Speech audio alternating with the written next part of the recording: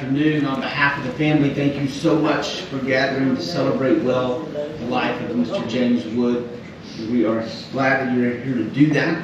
And we're going to do that in several different ways. You're going to get the privilege of hearing from some of the family today, and that's going to be a blessing to you. We're going to listen to songs that the family's chosen, look at the scriptures for just a couple of minutes together to encourage your hearts, as well as read through what's printed in your guide there and the obituary. So we're glad that you're here. My name is Mark Fletcher. I serve as pastor in this community, and it is an honor to serve your family this way on this day. And so I appreciate you inviting me into this space today. So let me pray for us to get us started, and then we'll listen to one of the songs that the family has chosen. Father, we thank you for this day. We thank you for lives that we can celebrate. We gather, and there's sadness, and there's grieving, and there's mourning, but there's the blessing of having loved so deeply, so well.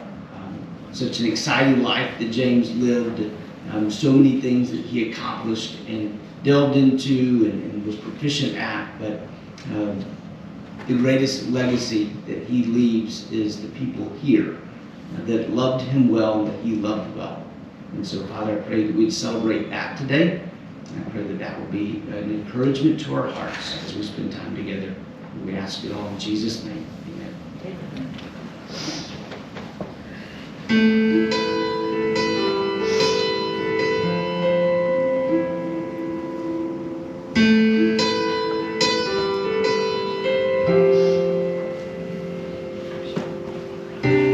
I came by today to see you. Oh, I had to let you know. If I knew the last time that I held you was the last time, I'd have held you and never let go. Oh, it's kept me awake nights wondering, lie in the dark just asking why. I've always been told you won't be called home until it's your time. I guess heaven was needing a hero, somebody just like you, brave enough to stand up for what you believe and follow it through. When I try to make it make sense in my mind, the only conclusion I come to is that heaven was needing a hero like you.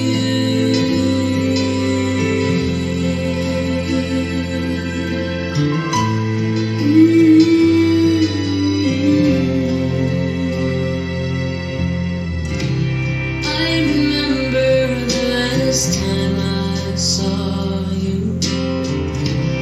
Oh, you held your head up proud. I laughed inside when I saw how you were standing out in the crowd. You're such a part of who I am. Now that part will just be void.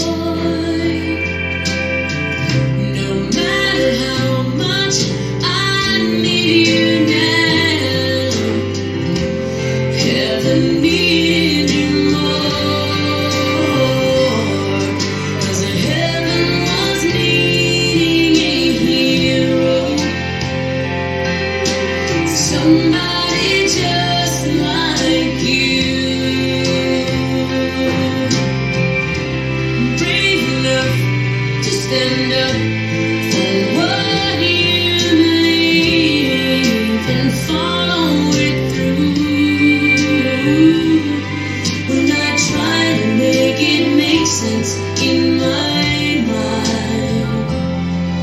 The only conclusion I come to is that heaven was needing a hero like you.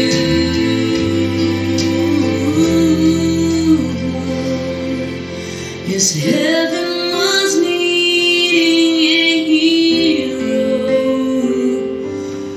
and that's you.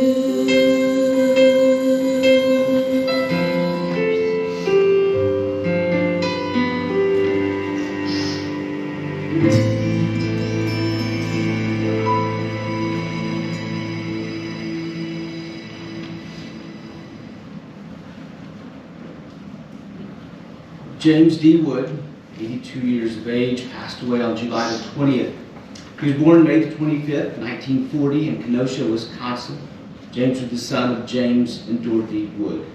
Attending Grand Rapids schools and William Horlick High School, he spent his younger years in Wisconsin before moving to California in the early 60s and before finally settling in Garland, Texas. James had a full life, which included having a pilot's license, managing many theaters, and working in Hollywood before moving to a life of service in law enforcement. One of the most generous people you could ever meet, he gave to a number of charities and supported several community groups. James loved movies, reading, and spending cherished moments with loved ones in his free time with what he called Pawpaw Nights, being at the top of that list. He never hesitated to help others. He was loved by many and always had a smile and hug to share with others. Known affectionately to his Wisconsin family as Denny, James will always be remembered for his infectious, wholehearted laugh, his quick wit, and adventurous life stories, and his love and kindness which touched so many people along the way. James is preceded to death by his parents James R. Wood and Dorothy Wood, his son James Wood, and his niece Rebecca Woolray Ziegler. He's survived by his daughter Tracy, his son Craig, his granddaughter Veronica, his grandson Daniel, his daughter-in-law Christine. He's also survived by his sisters Beverly and Audrey, and his brother Wayne, as well as many nieces and nephews. He considered many others close family. I'm sure you all felt just like close family. Now you get the great treat of hearing Aunt Audrey come and share about his Wisconsin life, and then Tracy will follow behind her.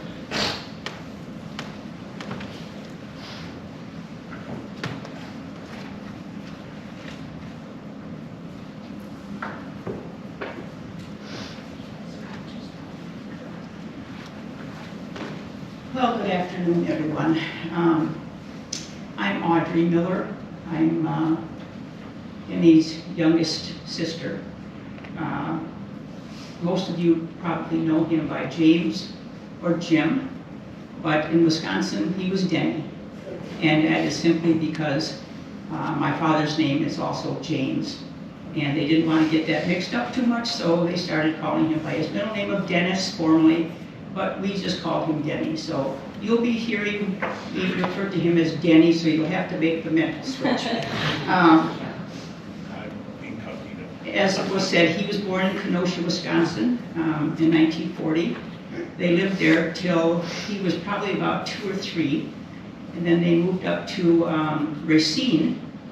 And if you don't know where Racine and Kenosha are in Wisconsin, if you can envision Lake Michigan, they are on the east coast of the lake, right on the shoreline, between Milwaukee and Chicago. Racine and Kenosha are right in the middle of that. And they moved up to Racine probably in, I would say 1943, 44. And we were a family of 6. There was my mom and dad, and my older sister Beverly, and then came Wayne, and then me. I'm the baby. When Denny came along, we grew up very poor. It's hard to describe the conditions that we grew up under. And I'm talking about a physical sense, not anything emotional, because we had a wonderful family. But we didn't have much. We were very poor, and he grew up poor. We didn't have many clothes. We did not have many possessions. We lived in a house that was right on the river. I mean, right on the river. 6 feet off the back was the bank to the river. And the house was up on blocks, and it wasn't much. And I don't know if any of you have been in Wisconsin, but Wisconsin in the winter is cold. And we slept up in an attic upstairs. It wasn't much. We had one bulb up there, and there was no heat source upstairs. There was no inner walls. One of the things that we liked to do in the evening was to scratch the frost off the nails, because you could see the nails coming in from the insulation. So we grew up poor. There was no plumbing when we first moved to the house. There was electricity, but we had an outhouse, and the heat source was a pot-bellied stove. And my dad cut a ceiling in the upstairs to the attic, right above the pot-bellied stove, so we would have heat. And he cut a square out, and he laid chicken wire over it, and that was the heat source, and that's where we got dressed to go to school. Standing right over, and that was a prize spot, right over that register. But you didn't want to step through it. We slept in the attic, and we had one side was for the boys, one side was for the girls, and as we got older, we hung a curtain between the two sides. What we did have were two wonderful parents. They loved us dearly. That's one thing you always knew, that they loved you. We always had plenty to eat. My dad always made sure, Dorothy, you make sure those kids have plenty of vitamin D milk. Now we all love the low fat, but back then in the 50s it was vitamin D milk, and you always had to have vitamin D, and he was adamant about that. Denny was a complex man, an absolutely fabulous man, but there were two sides to him. Both sides were good, because sometimes when you say there's two sides to a story, you think, well, one's positive and one's negative. Pretty much all positive, but two sides to him. He was a sweet, kind, gentle person in many respects, and generous to a fault. And very intelligent. I'm sure most of you that knew him knew he was a pretty bright guy.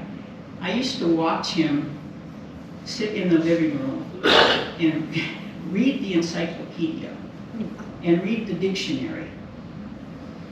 Now, I don't know how many of you sit in chairs and read the dictionary or read an encyclopedia, but he did. You know it, Tracy. He did. Yes. But he was a terrible tease. He just got his jollies out of making life miserable for his younger brothers and sisters. And he just loved it. He loved to laugh and enjoy and lots of fun.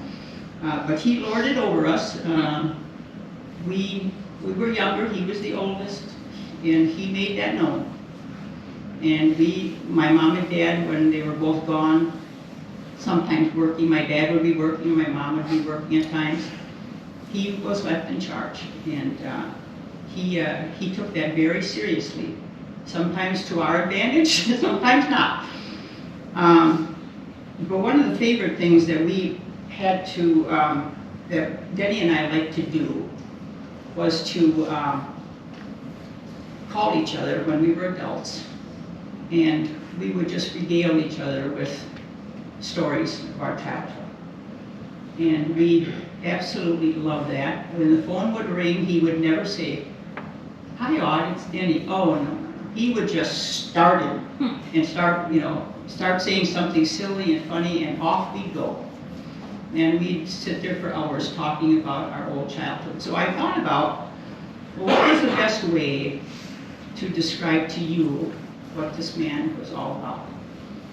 And I thought if I told you some of those stories that he and I joked about and laughed about, that you would get a better idea of what he was, especially when he was younger. Because what I'm going to do is I'm going to cover basically the Wisconsin side of him.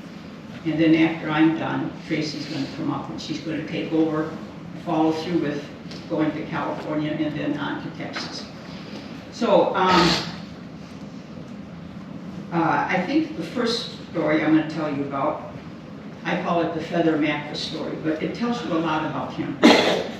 When he was probably in his late teens, I'd say 18, 19, he got a job as an usher down at the Venetian Theater down in Racine.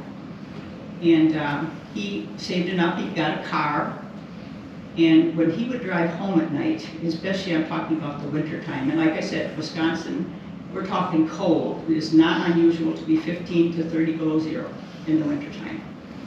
And he would come home, and we lived up in the attic. My sister and I'd be up to sleep up in the attic, and my brother would be up there, and my parents. And it was so cold in the attic, you could see your breath. You could literally see your breath. And we would hear him coming up the stairs, heading for bed. And all of a sudden, my sister and I, laying in bed, would feel this weight come down upon us. And it was, whoop, down it would come. And what it was, he had gone and gotten the big feather mattress out so that we would be warm. And it was a flexible mattress. It was about yay thick. It was filled with feathers, and it was heavy. And we used to joke that heaven help you if you weren't in a good position when that hit you. That's where you stay all night, because it was heavy and it would come down on top of you. But that tells you the kind of person he was. He was always watching out for his family. Also, my mom, when we were younger, and I'm going to go back to maybe the early 50s, she was very ill. She had some kind of a thyroid condition. And if it wasn't treated right, she would go into convulsions. And the doctor told my dad to make sure that if she started to swallow her tongue during these convulsions, that you had to act fast. And you had to get a tongue depressor or something flat and get her tongue so she wouldn't start swallowing it. And then you might not be able to breathe so well. And then he was the oldest. He was about 12. And sure enough, that happened one night when my dad was not home. And Mom was laying on the couch, and she started to convulse and to choke. And he reacted just like that. Up he came, dashed into the kitchen, and he grabbed a spoon. And he ran back in the living room, and he kind of got on top of her. And he pulled that tongue back in place so she wouldn't choke. And then we got the neighbors to call the police or the ambulance. But I always credited him with saving her life that day. But that's what he was about. He cared. He cared. The other story is a quick one. Like I said, we didn't have much in the line of toys or material things. And when he got that job, he took some of his money and he bought my brother Wayne a refurbished Schwinn bicycle. And when I say refurbished, it was like new. It was just absolutely beautiful. And I remember the day he brought that home in the trunk of his car, and he brought Wayne out to the back of the trunk and he opened it up, and there was a Schwinn bicycle. And Wayne had never had anything like that. And I remember to this day that absolutely, that boy was just over the moon. But he did that all on his own. He never said anything about it. He just knew the situation, that probably Mom and Dad wouldn't be able to get him anything like that. And there it was. And about 2 years later, I never told him, but I was pretty jealous about that. But about 2 years later, same thing happened with me. Brought me out to the back of the trunk of the car, and there was a brand new baby blue Schwinn bicycle for me. And same thing, I'd never in my life. And what I liked about that bike, it was so neat. You know how you lock a bike now, you put chains on it and so forth. The front wheel locked. I don't know if anyone remembers those bikes, but I had a key for it. I had a key for my bicycle, and you put the key in the top of the frame, and you could turn it, cock it so no one could ride it, and then you'd lock it in that position. And then when you go back, put the key in and straighten the front out, and off you go. So that was a very special bicycle for me, and it was baby blue. So that I wanted to tell you that to show you the generosity of that man. Always giving, always giving. Now, back in the early 50s, I don't know if any of you remember, but it was a time of cowboys. And I know as Texas, you know about cowboys. Everything was about cowboys. It was starting in the television, things were starting on TV with cowboys. And we didn't have a lot to work with as far as toys and things, so we made our own fun. So what we would do would go up to the attic, and we would call ride the beds. And on one side of the attic was the boys' bed, and it was old-fashioned. Some of you might remember, Joy, you might remember this, those old metal beds with the headboards, and then it had a smaller metal baseboard. Well, we had two of those, one on each side of the attic. And we would saddle those up. And you saddle those up by, you take a rug, put that down for the horses, rug. Then you take your pillow, and that was your saddle. And then you'd run around trying to find a rope or a belt or something for a reins. And we would do that. We would saddle up. Denny be on, he always had the headboard. Remember, Denny was the chief.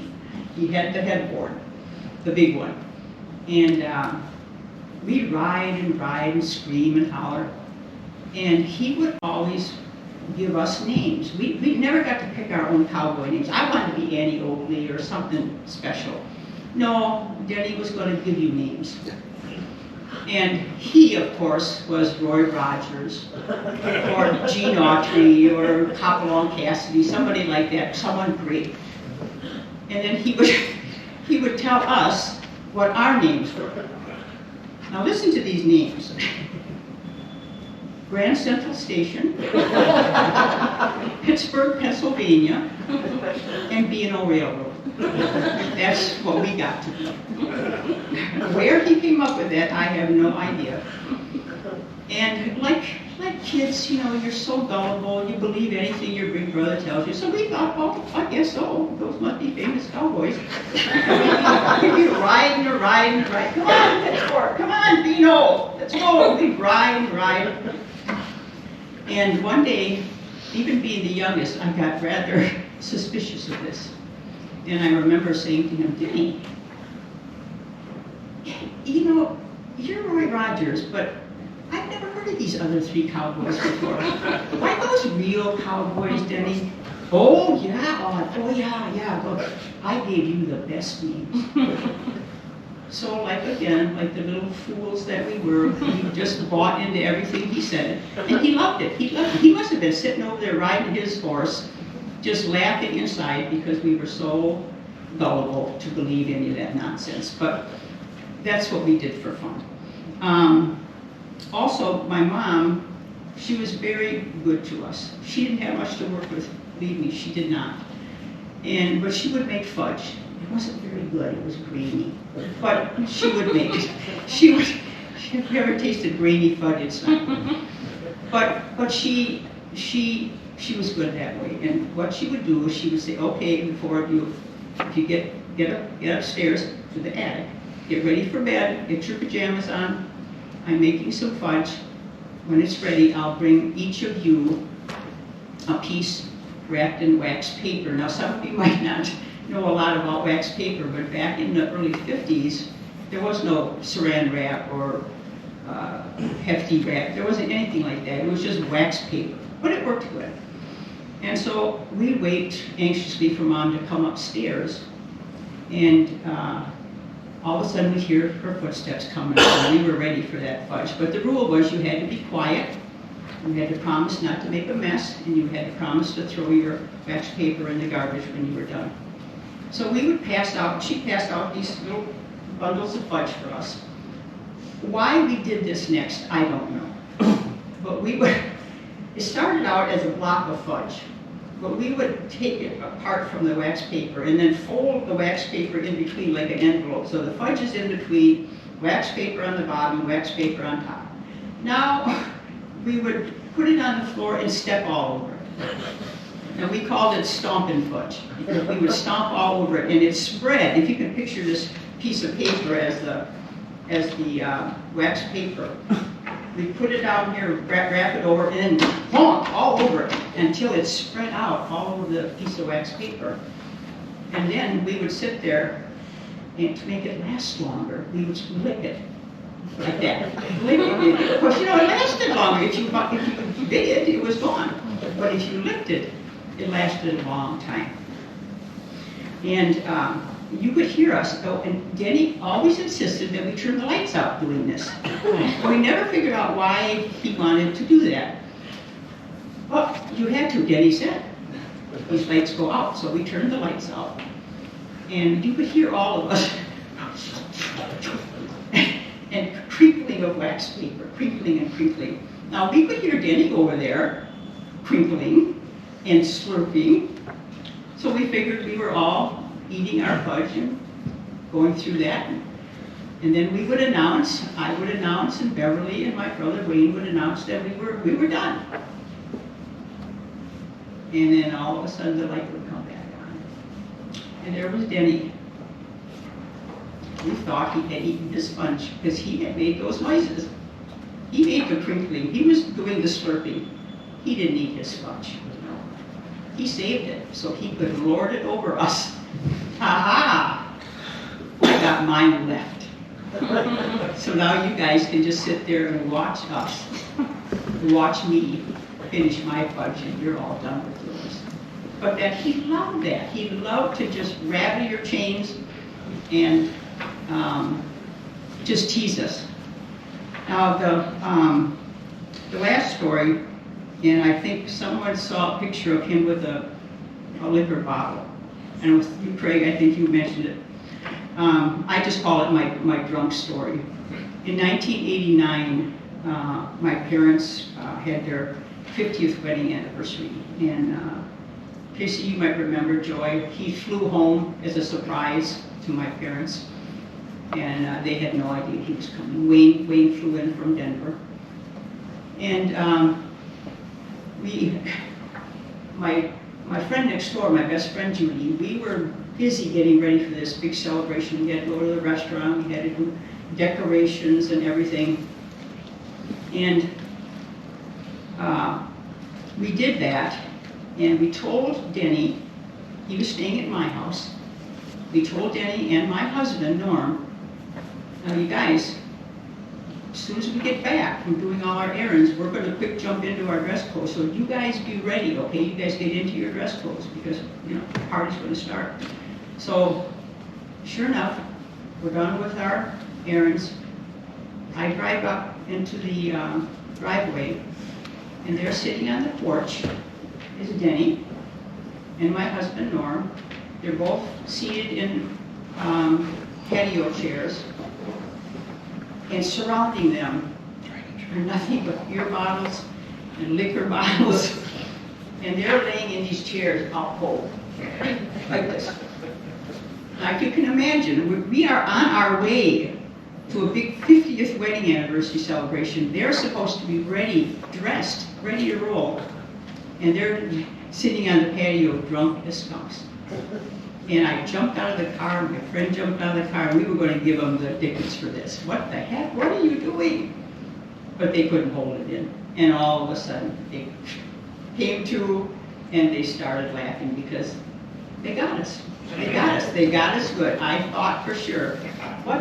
And neither one of them drank much, But that was funny. I teased him about that for years.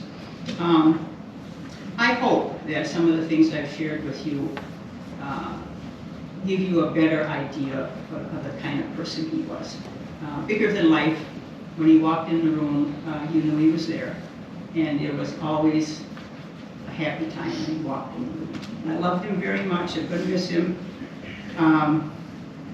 He was a truly, truly good man.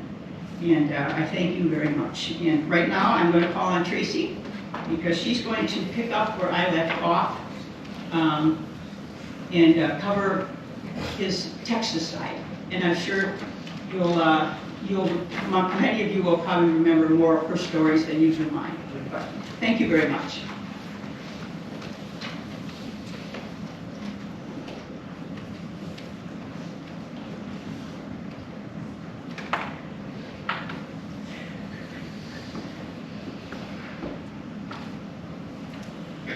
First, I'd like to thank all of you for being here today to help celebrate my dad's life.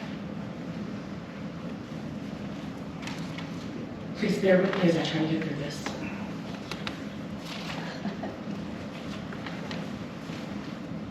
From the beginning of my brother's memorial, the only word that I could ever use that seemed most appropriate was the word Alexithymia.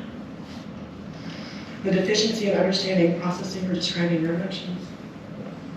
I've had that word swirling in my head nonstop. And unfortunately, it's the most apropos in this given situation yet again. I would like to state that I am living proof as you look at me that a shattered heart can still beat. How lucky that we are to have had something in our lives that makes saying goodbye so hard. When mere words are most empty, our tears are most apt. Where do I even begin to try to use mere words to try to encompass the man that my father was? He was a man of many facets to so many people, but he was truly a force of nature. Life's highway is often a wandering way. Paths taken, paths not taken. All leading to vastly different outcomes. Some call it fate, some coincidences of life, and others the impact of various degrees of separation. Whatever your philosophy or view, every so often there appears on the horizon a convergence of time and opportunities that beg to be observed and acted upon by us. For to do so would be beneficial for the many, but to ignore those opportunities would result in such opportunities sorely missed. I believe we're at crossroads of sorts, a junction, if you will, of such convergence regarding the needs of our hearts and our minds that are on the same planes. That being said, my dad never hesitated at taking the opportunities in life as he saw them. He never had a problem seizing those opportunities placed in front of him. He truly attacked everything head on. When he set his mind on something, he never relented until that goal was met. One of those goals first was to obtain his pilot's license, as mentioned before, of which he did. His first solo flight, that as many of you have heard, on the other hand, was a disaster. So, long story short, my father's a young man. He wants his pilot license. He goes and obtains it from this older gentleman who's running a pilot school, mind you, with this old beaten plane. The gauges barely work. The gas tank gauge doesn't work. Doesn't have any airflow, long story short. My dad gets in there, thinks he's got this, his first solo flight, and he went the wrong direction because the gauges went out. So needless to say, he was supposed to be heading one way, and the next thing he knows, he's going the opposite direction. He realizes when all the lakes become an appearance to him, and he's like, uh-oh, I don't have enough fuel for this. Needless to say, he doesn't have a radio to call back for help. He ended up making it. He got the jalopy landed. He never flew the plane again. But another goal was to go to California and try to get into acting. He attended the Pasadena Playhouse, which is famous for its numerous students going on to roles in Hollywood. My dad, known at the time as Marcus Woodson. Matter of fact, when my mom married him, she became Miss Woodson before she became Miss Wood. For his acting career in Rifleman, he was in Gunsmoke. He played a Russian officer in Mission Impossible. Hence his hair being dyed blonde. We were actually looking at that photo last night. Matter of fact, that blonde hair he thought looked so good, he wore it for a couple months until everybody had the heart to finally tell him it looked really horrible. Just so you know. He was also in the movie Horrible Dr. Hitchcock with Vincent Price. So, that's to name a few. That one was actually with the Actors Guild. After obtaining that goal, though, my father dabbled in a few things, such as owning a car lot, where he actually went to repossess a car during the Watts riots. Now, mind you, I don't know how many of you know the history, but my father decided that because he had made these car payments, he needed the value of that car and he didn't want them destroying it in the riots, so he decided he was going to go fetch it in the riots. Needless to say, the police thought he was nuts when he was trying to get out of the barricade, and they were like, "What are you doing?" He was like, "I couldn't let him ruin the good car. I have to, I have to make money off of that." So, needless to say, that's the kind of man he was. But soon after that, my father started his long career in law enforcement. This included LA as well as numerous security details, and then later being head of security and also bodyguarding many known people. Some of these pictures, a couple of the pictures I was able to include into the video, but he was known to bodyguard Ronald Reagan, Henry Ford, George Bush, Andre the Giant, Lily Tomlin, Jane Fonda, Dolly Parton, John Wayne, and Burt Reynolds, to name a few. He received many certificates from his service with the Secret Service and the FBI for his actions and services. He finished his career, though, with the Dallas County Hospital District PD for over 25 years. To me, though, no matter how many facets he was to everybody else, I'm a daddy's girl. He was my rock, my hero, my protector, the first man that I ever loved. He set the bar in which all other men in my future would have to compare to. He used to tell me that I was his queen of the silver dollar. In the middle of the night when I was young, he would call me and tell me to turn on a particular radio station so that I could hear him dedicate either that song or Brown Eyed Girl to me. The way I see it, if something makes you so sad when it ends, it must have been so pretty profound and wonderful while it was happening. So very true, how lucky I am to love somebody so deeply that now that he's gone, and that my brother is gone, a piece of myself has gone with them. The first two men and rocks in my life.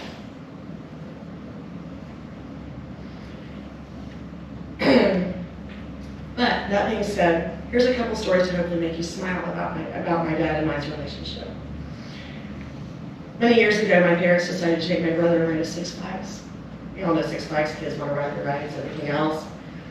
Don't know how much my mom remembers of this, but we got stuck on the shockwave. Do you remember this, Mom? Get stuck on the shockwave? Well, needless to say, here comes the fire department to get us down. Fire department's climbing up, they're harnessing everybody to them.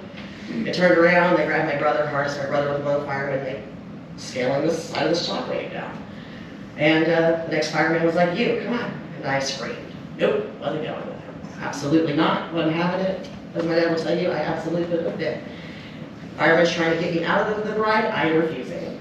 Needless to say that he's like, "Okay, well, here, we'll go with your mom." Nope, I refused that too. Wasn't having it.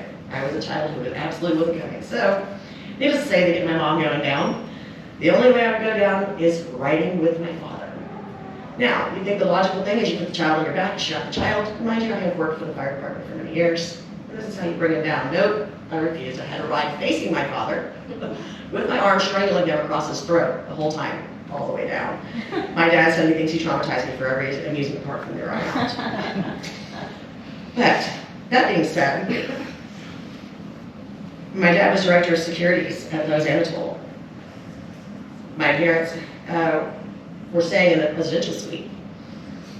This amazing, famous sous chef came in, rolled around, comes up, and he asks everybody, "I'm going to make you your dinner, whatever you want on the menu. Anything in the world." I do not recall what my parents asked to eat. To this day, they will never tell me what they asked to eat. I don't even know what my brother asked to eat. But this nice little, this man gets down and he asked me what I want. I could ask for a filet, bread, lobster, you name it. No.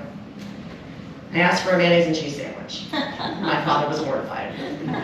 You have a $1 billion sous chef willing to make you anything in the world and you want a mayonnaise and cheese sandwich. And then I actually embarrassed my father even worse by explaining how you take 2 pieces of Miss Baird's breads and you open it up and you put mayonnaise on each side. Yeah. My father said he was more mortified he had to go hide in the suite.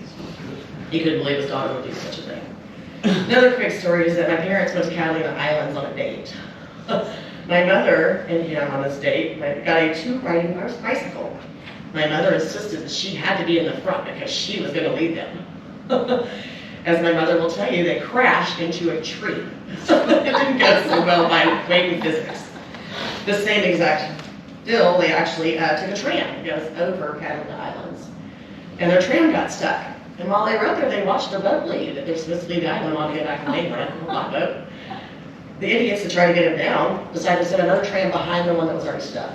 Now, I don't know who thought of that and thought that if you already have one tram stuck and if you only go forward, how does one sitting it behind it supposed to help that one? Needless to say, they missed their boat. I won't go into the ride back to the main island for numerous reasons, but y'all can ask me later if you really want to do that part of it. But I will say, the one thing he always said, every time he thought about my mom, was that my mom in his life made for an adventure. That she always had things happen that could make him laugh for hours. He said, only to my girlie. His grandchildren were the apple of his eye. He created for all of them, either by blood or not, the Learn and Earn Club. The Papa Nights. The little person knocks at the door.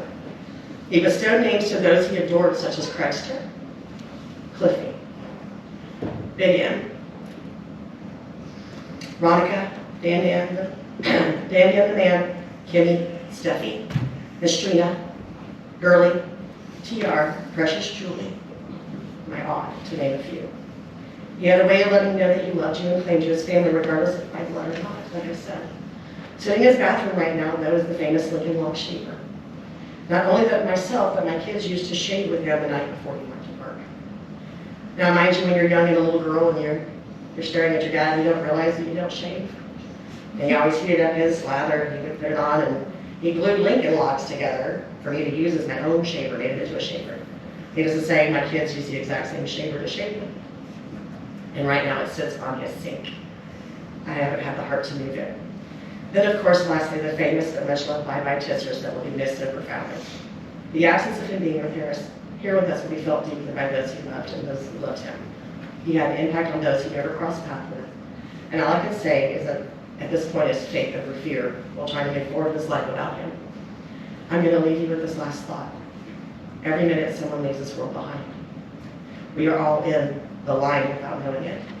We never know how many people are before us and how many are going to come after us. We cannot move to the back of the line. We cannot step out of the line. We cannot avoid the line. So while we wait in line, make moments count. Make priorities. Make the time. Make your gifts known. Make a nobody feel like somebody. Make effort to help others less fortunate. Make your voice heard. Make the small things big.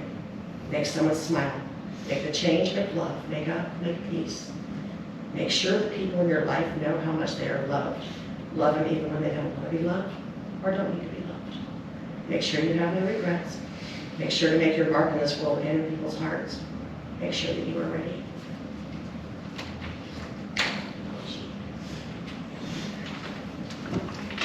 Super job, ladies. Thank you so much, and we're better for having heard you today. I know there's others that may want to speak and share. This is your time to do that, and you come up here, come down there as well. But anyone else, family or friends would like to share? Come on.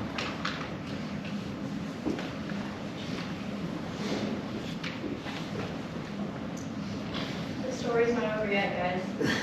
I got to hear about his childhood. I got to hear about his time as my parents grew up. Now it's time to hear about after. Alright. My grandfather lived a very long, full, and prolific life, filled with adventures, travel, facing life's fears, and doing things most would never, but would only dream of. From as young as I can remember, I had always been captivated by his stories. And if anyone knows Papa, they know he is a man that can capture a room and fill it with laughter and grasp everyone's undivided attention as he immerses you into his world. When Papa would come home from his shifts, I was usually the only one awake, given it was an ungodly hour for any reasonable person to be awake. And he would, and I quote, fix me a quick snack with my cereal and put on Beauty and the Beast for probably the millionth time. And on his days off, I would just go into my mom's room and quietly stare at her until I scared her awake to ask for breakfast, because we all love that feeling of being stared at in our sleep. Sorry, Mama, Dad never got me that though. Along with our mornings together, I would make sure Papa never left for work without food. I'd say, Papa, let me fix you a quick dinner. And I'd go to my plastic kitchen, and he would always, without complaint, make time to sit there before his shift and let me make him plastic food. Don't be alarmed though, I still made sure he had real food, just the messiest peanut butter and jellies you could imagine, all shoved in one bag together, soggy as all get out. And he would actually eat them. Although I'm not entirely surprised. One, because he was a man that loves his food, and two, he was also a family man that loved his family above all else. I cannot forget our most important tradition, though, Papa Nights. Heard multiple people talk about it. It's really important.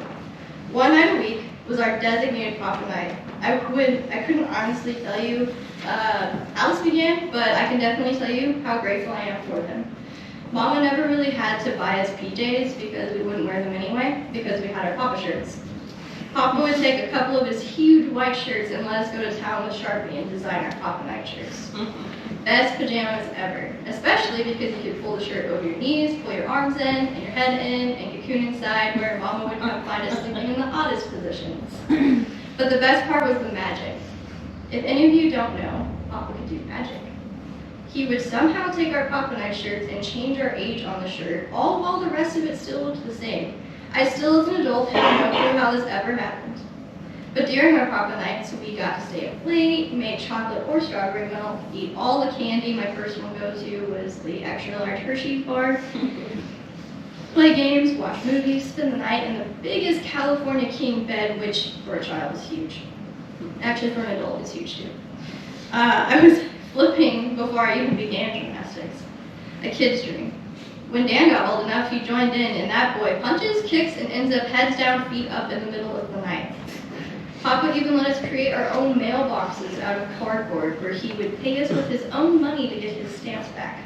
And then he had these honey bear containers that he would store away his money, and we would get to use it when we went on special trips to the movies. He would have us sneak in snacks in one of my pretend purses, Mama's old purses, and then taught us how to make suicide drinks, where you mix every drink at the fountain in one big cup. Speaking of special trips, whenever he could, he would drive Dan and I to school, where he would buy us breakfast and teach us the directions to get to school. Dan picked up on that very quickly. As many of you know, it definitely did not stick for me. Please do not ask me where north is right now. But he was so patient because somehow he managed to get through all that while dealing with morning Veronica, or morning Miss Moses. Once Matt asked me, why does he call you that? And I had to explain to him when I was little I didn't know how to say my own name, so I introduced myself as Broncamos. And I would fight you tooth and nail that I did not have a middle name. And Papa thought it was Precious, of which I would retort, Papa, I'm not a dog, because I had named the puppy Uncle Jimmy got me, Precious. As I grew older, our relationship never faltered. When Papa Nights went away, they never stopped me from knocking on his door and talking to him for hours. He created a Papa's Earn and Learn Club, where he had an entire value system laid out to evaluate our report cards, and that determined how much we earned. One of the coolest and most creative things, making learning fun. And everyone always had a note from him. I kept all of them. I think back now, and every time I ever knocked on his door, he always answered. He told me, I tell my stories just like me, Mom. And the only things that could happen to me could ever happen to my grandmother. He always sat there giving his full attention as he joined in with the story with me. And I talk a lot with my hands, and so does Meemaw. If you know, you've been hit in the face once or twice. I have also almost nailed somebody, so I know that I have goals. Just like Meemaw. He was a family man to his core. He was at every birthday and every holiday. I remember I used to be sad when he visited Wisconsin, but like I said, family man, he loves us all. But the best part was, I got platypus from one of his Wisconsin visits. He almost missed his flight because he bought me platypus, of which I creatively named Platypus. And I always carried him around by his neck. People would constantly try to put the stuffing back in his neck, but I'd freak out and just continue to choke him again. My mom even tried washing him once, and I lost it because I thought she was drowning him. Mind you, you have to understand, Platypus was alive, especially in a child's eyes, but also my dad would go to the house during lunches and move Platypus around in the oddest places, so of course he was alive. So humans don't go in the washing machine, neither did Platypus. Make sense to me? There's a lot in my life I have to thank for my papa. Memories most of all, because those are our most cherished, but also to his contributions so I could continue doing gymnastics, or for buying me my keyboard so I could learn to play the piano. When he was at Richardson Methodist, they have a very beautiful piano in the lobby, and I would play it every day I visited him. I'm sure the staff got tired of hearing it, but I didn't play it for them, I played it for him. It's never easy saying goodbye. I have a hard enough time saying goodbye to my loved ones when I know I'll be back. So it's very difficult to say goodbye today. I used to dress up in Papa's police uniform because I wanted to fight the bad guys too. And I will. I asked Papa to pin me 2 weeks from now at my swearing ceremony at the Richardson Police Department. I know he will be there in spirit. I wanted to knock on his door and captivate him with my stories the way he captivated me with his. I know he will see them from heaven, but I'll always want to knock on the door one more time and say, little person. But I made sure to make us one more Papa Night shirt before he went to heaven. And it has a sunflower on it because yellow is his favorite color. Well, let me tell you a funny story about sunflower. Some of you already know this story. So what happened was there's some weeds that are growing behind my apartment that look like sunflowers. I asked Mal, I was like, can we go see him? He goes, sure, we go over there. And as we're walking, he sees a pill bottle and he stops and looks at it. I'm going looking at this pretend sunflower that's actually a weed. And he follows and he's like, what do you want to do? You want to pick it? And I was like, no. And he's like, well, why are we here? And I'm like, I just want to look at it. I was like, I think it's illegal to pick wildflowers. And so as we're walking back, I was like, what was that? And he was like, oh, it's a pill bottle. And he goes, but there's some water stacked away over here. And I was like, oh, weird. So I look over and there's a Chipotle cup filled with a gallon-sized bag of white substance and a metal spoon with it. Guys, I'm going through academy. I just went through a drug class, and that's suspicious. Okay? Suspicious. And I was like, this is drugs. And Matt's like, honey, I'm pretty positive that's not drugs. Like, no one's just going to leave that there. And I was like, I don't know. We got to call. So I called the police. I called the police. And I tell him about this, and this guy's just like, yeah. And he goes over and he goes, that's baking soda. And I was just like, oh, well, yep. It's really helping for my first drug bust here, especially while in academy. It's really great. And we tested it. Sure enough, it's not cocaine. And we dumped it out and even took some of that water, poured it over, and it made it all go away. And I was just like, well, I had to make sure. So I didn't know that was going to happen when I made the Papa Night shirt with the sunflower on it. So now every time he saw it, all I could think about was my not actual drug bust. But also on the back of it, I had wrote him a prayer. I called it Papa's Prayer. And I just wanted to share like a small part of it with you guys.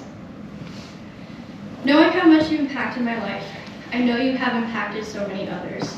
I've always been so grateful to have the bond and relationship with my grandparents that not many people have. I got the honor to grow up with you every day of my life for over 18 years. And every day you inspire me. Every day I look up to you. And every day I aim to make an impact in this world the way you have. Earning your support and pride for pursuing this field of work was one of the best and brightest days of my life. Because I want to be just like you, Papa. I want to fight the bad guys just like you. And I want to captivate you with my stories, the same exact way you captivated me with yours. I pray to be a warrior of God the way you are. I love you so very dearly, Papa, and I am grateful to be a part of your journey, just as you are a part of mine. And I'm going to leave this with my oath of honor. On my honor, I will never betray my badge, my integrity, my character, or the public trust. I will always have the courage to hold myself and others accountable for our actions. I'll always uphold the Constitution, my community, and the agency I serve.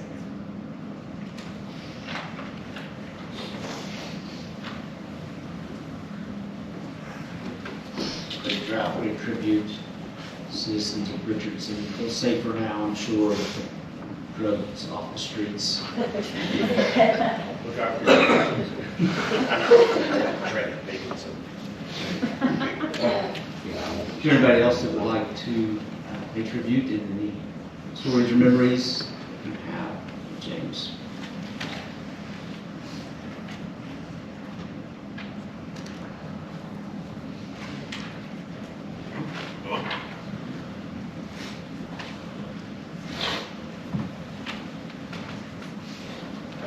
As most of y'all know, I'm his grandson, Daniel.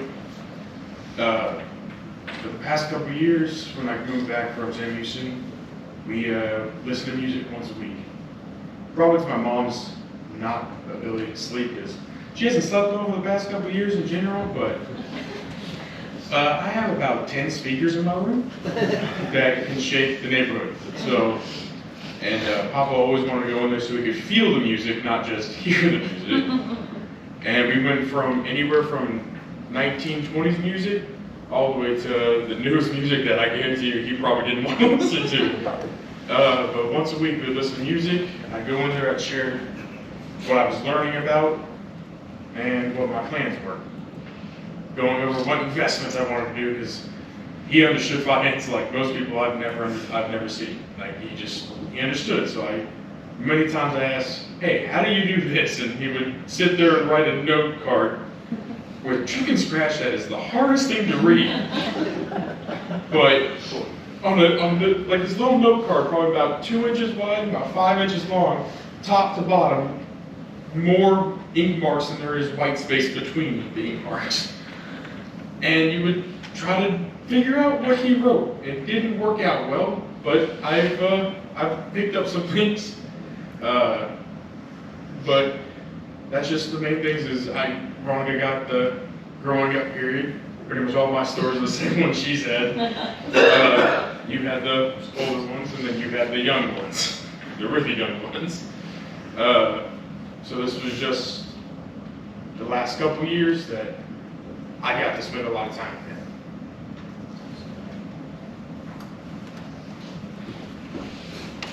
So good.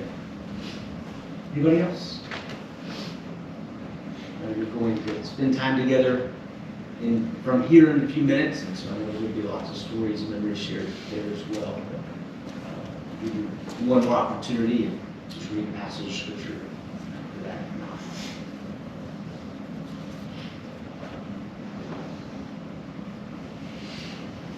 Just a couple of minutes more, and then we'll pray and be dismissed. And passage of scripture that's pretty familiar, but I found is very helpful on days like today and the last little bit that you've been through, and the next several days, weeks, and months that you're walking into. And that is the 23rd Psalm, and it says this: "The Lord is my shepherd; I shall not want. He makes me lie down in green pastures. He leads me beside still waters. He restores my soul. He leads me in paths of righteousness for his name's sake." Those are the things you talked about. Those are the green pastures and still waters and the refreshing relationship that you shared with this man. And then verse 4 kind of changes things, and the psalmist says, "Even though I walk through the valley of the shadow of death, I will fear no evil, for you are with me. Your rod and your staff, they comfort me." That "even though" is so difficult, because we get into life and we kind of think the green pastures and the still waters, that's where we live and operate, and those will never end. And then everything changes, especially moments like this where you walk through the valley of the shadow of death. But this great promise in the scriptures is that we don't have to fear even in those spaces because of who's with us. Then the psalmist goes on, it says, "You prepare a table before me in the presence of my enemies. You anoint my head with oil, my cup overflows. Surely goodness and mercy shall follow me all the days of my life. And I shall dwell in the house of the Lord forever." There's this promise of that this life is not all there is. That's why you're here today with, yes, grieving hearts and mourning, but a hope that we were made for more than just this life. That our souls are meant for more, for eternity, and we know that, and you feel the presence of those loved ones that you care about so much. You feel the comfort of each other, even after and through those valleys. And so I encourage you with these kinds of scriptures. Hopefully you look to others that will help you in the days and weeks and months ahead as well. And so I know that you are going to gather together in a few minutes, and I encourage you on the way there to think about those stories and memories, the legacy, the way that Tracy did so well, encouraging you to live differently because of the gravity of this loss, but more so because of the depth of the love of this relationship. So I'm going to ask you to stand with me. We're going to pray, and that way you can just be dismissed from that posture. It'll be easier to move around there. Let's pray together once again. Father, we thank you. Thank you for James's life. Thank you that I got to just hear about his life. Didn't get to know him, but feel more connected now because of the testimony of these that have shared. Thank you for that. Thank you for the depth of love and relationship and meaning and impact and investment that he made in them and they did in him. And if he was able to testify to the difference they made in his life, he probably would have even talked longer. So thank you for that. I pray that we would live differently because of this day, because of James's life, because of the investment that he made, the difference he made in lives around him all the time. Father, as we go from here, I pray for your safe passage to the next destination. I pray for your comfort and your peace by your Spirit that only you can do. But do it through the relationships of this room. We ask it all in Jesus' name. Amen.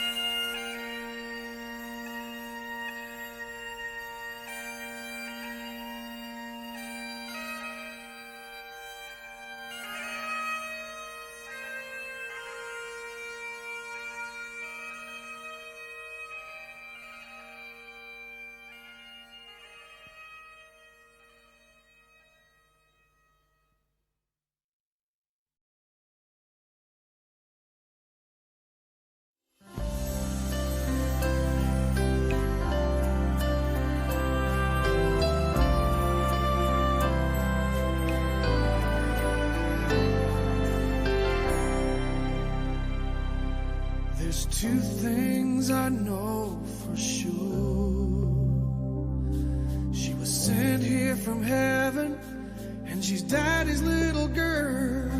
As I drop to my knees by her bed at night, she talks to Jesus, and I close my eyes, and I thank God for all of the joy in my life.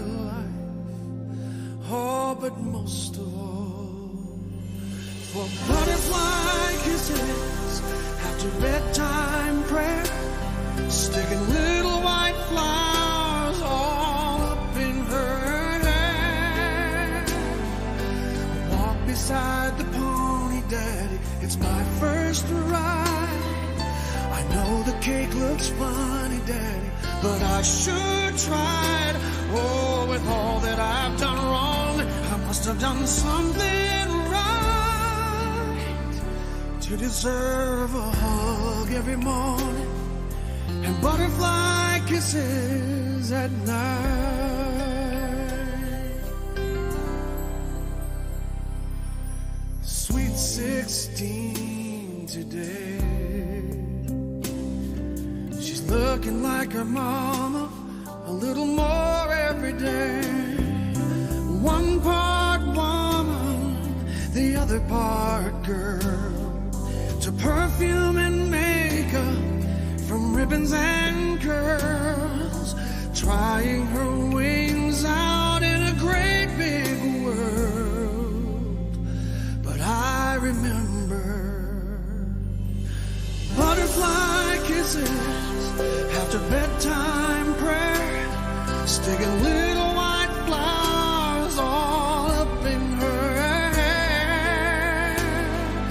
You know how much I love you, Daddy, but if you don't mind, I'm only gonna kiss you on the cheek this time. Oh, with all that I've done wrong, I must have done something right to deserve her love every morning and butterfly kisses at night. All the precious time, oh, like the wind the years go by. Precious butterfly,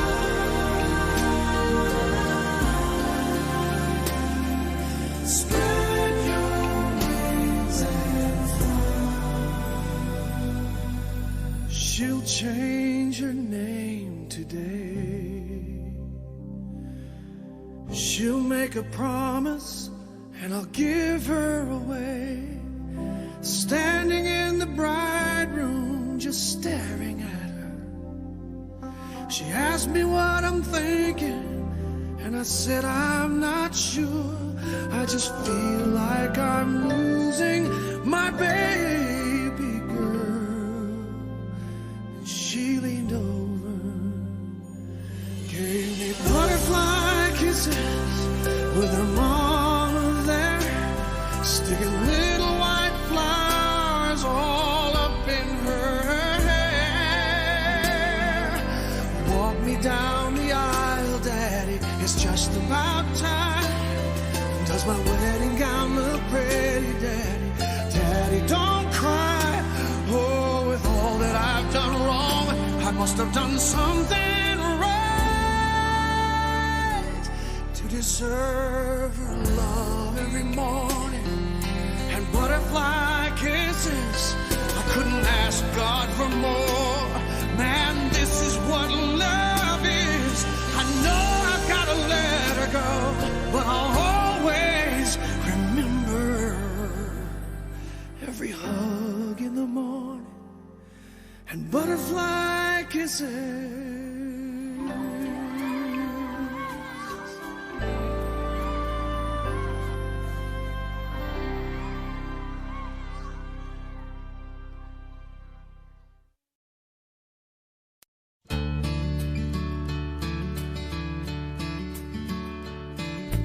I sent home from school one day with a shiner on my eye. Fighting was against the rules and it didn't matter why. When Dad got home I told that story just like I'd rehearsed, then stood there on those trembling knees and waited for the worst. And he said, let me tell you a secret about a father's love, a secret that my daddy said was just between us. He said daddies don't just love their children every now and then, it's a love without end, amen. It's a love without end, amen. When I became a father in the spring of '81, there was no doubt that stubborn boy was just like my father's son. And when I thought my patience had been tested to the end, I took my daddy's secret and I passed it on to him. I said, let me tell you a secret about a father's love, a secret that my daddy said was just between us. I said, daddies don't just love their children every now and then. It's a love without end, amen. It's a love without end, amen.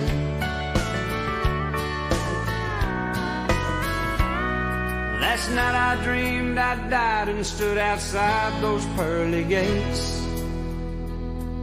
when suddenly I realized there must be some mistake. If they know half the things I've done, they'll never let me in. And then somewhere from the other side I heard these words again. And they said, let me tell you a secret about a father's love, a secret that my daddy said was just between us.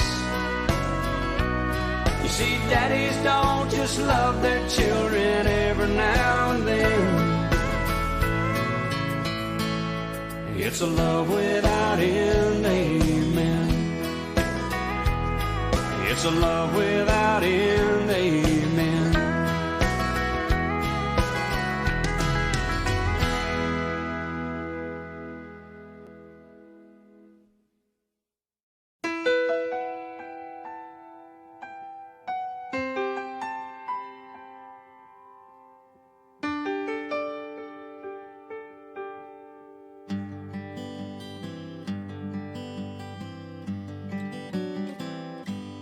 Looking back on the memory of the dance we shared beneath the stars above. For a moment all the world was right. How could I have known that you'd ever say goodbye? And now I'm glad I didn't know the way it all would end, the way it all would go. Our lives are better left to chance.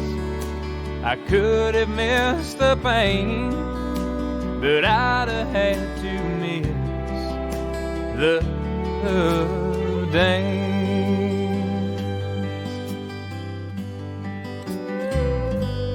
Holding you, I held everything. For a moment, wasn't I the king? But if I'd only known how the king would fall, hey, who's to say? You know, I might have changed it all. And now I'm glad I didn't know the way it all would end, the way it all would go. Our lives are better left to chance.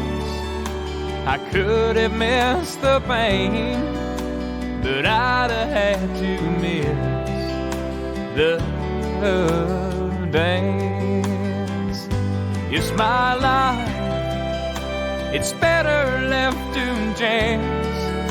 I could have missed the pain, but I'd have had to miss the dance.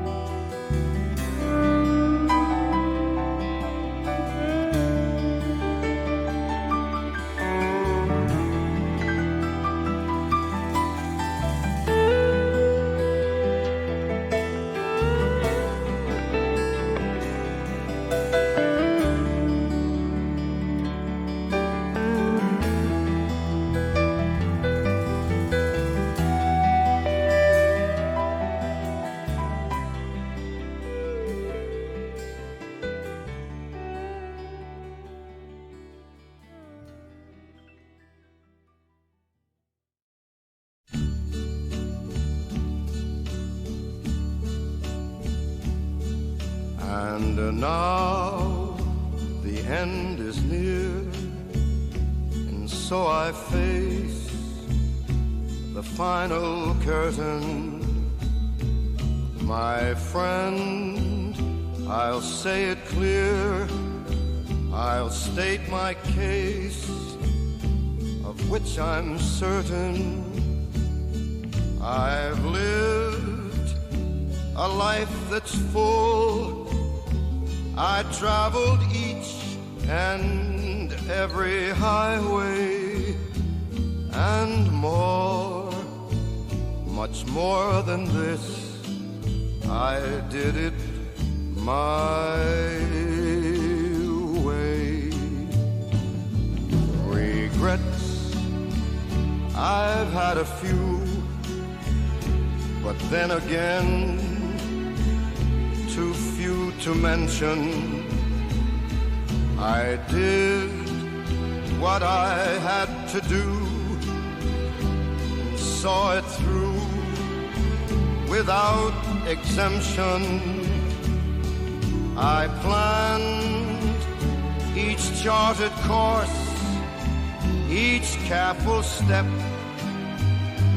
along the byway,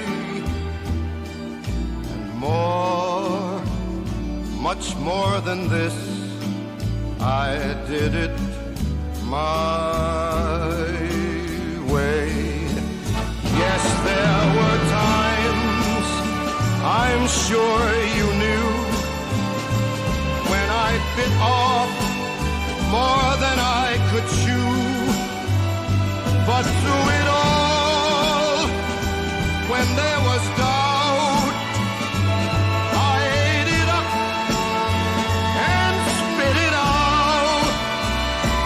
I faced it all, and I stood tall, and did it my way. I've loved, I've laughed and cried, I've had my fill, my share of losing, and now, as tears subside, I find it all so amusing to think I did all that, and may I say, not in a shy way, oh no, not me.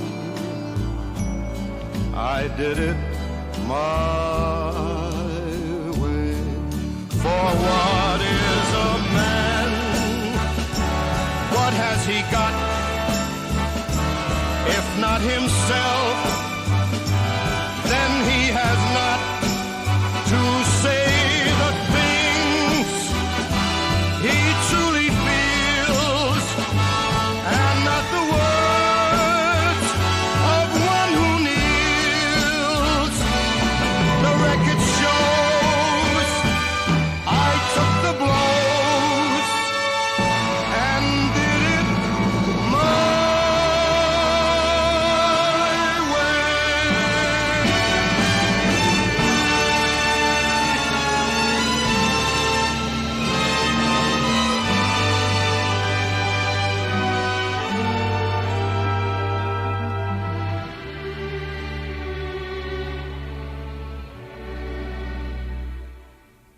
yes, it was my way.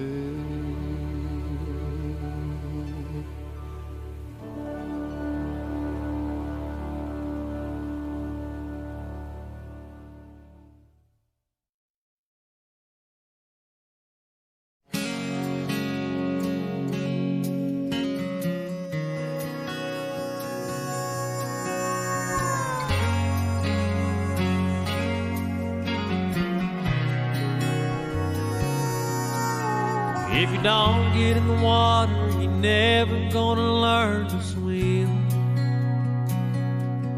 He said a snake is just as scared of you as you are of him.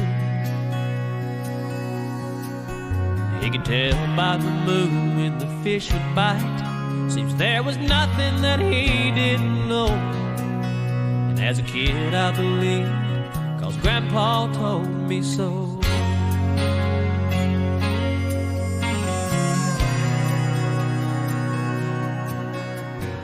He talked Daddy into letting me have my first car. I thought I was really something till Becky Thompson broke my heart. That first taste of love nearly did me in. Getting over her was slow, and I knew someday I would, 'cause Grandpa told me so. He said life was made for you to live. The best love is the love that you give. There'll be times when you wanna hold on, but you gotta let go. And I live by those words, 'cause Grandpa told me so.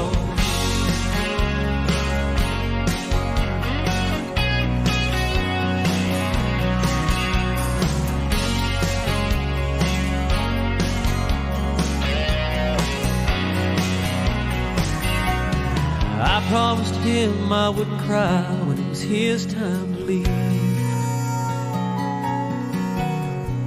That's the only promise I made him I couldn't keep. He smiled from his bed and said we'll meet again somewhere down the road. And I believe, 'cause Grandpa told me so. He said life is made for you to live. The best love is the love that you give. There'll be times when you wanna hold on, but you gotta let go. And I live by those words, 'cause Grandpa told me so. He said life is made for you to live. The best love is the love that you give. There'll be times when you wanna hold on, but you gotta let go. And I live by those words, 'cause Grandpa told me so. Yeah, and I still believe Grandpa told me so.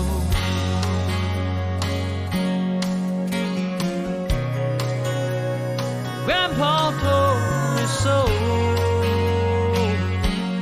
I still believe.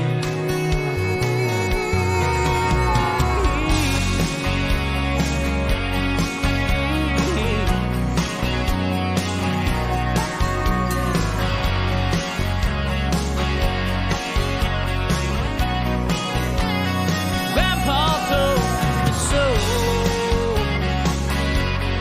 I still believe.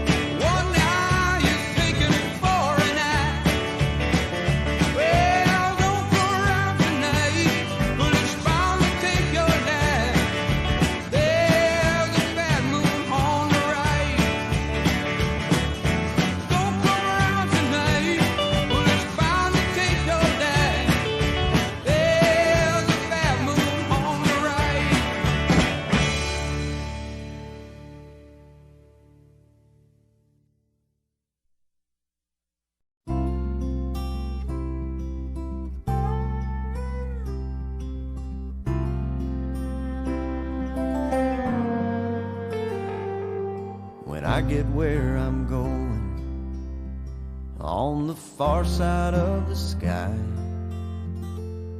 the first thing that I'm gonna do is spread my wings and fly. I'm gonna land beside a lion and run my fingers through his mane, where I might find out what it's like to ride a drop of rain.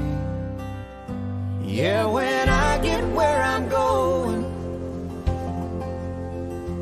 there'll be only happy tears. I will shed the sins and struggles I have carried all these years, and I'll leave my heart wide open. I will love and have no fear. Yeah, when I get where I'm going, don't cry for me down here. I'm gonna walk with my granddaddy, and he'll match me step for step, and I'll tell him how I've missed him every minute since he left. And then I'll hug his neck. Yeah, when I get where I'm going, there'll be only happy tears. I will shed the sins and struggles I have carried all these years, and I'll leave my heart wide open. I will love and have no fear. Yeah, when I get where I'm going, don't cry for me down here. So much pain and so much darkness in this world we stumble through. All these questions I can't answer, and so much work to do. But when I get where I'm going,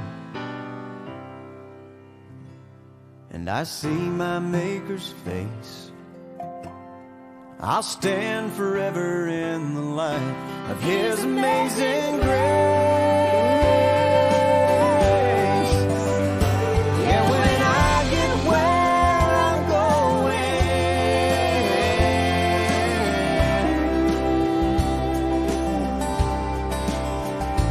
oh, when I get where I'm going, there'll be only happy tears.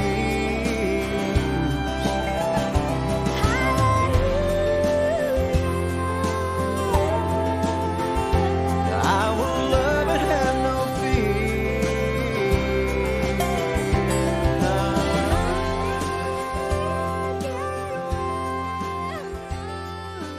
Hi there, y'all.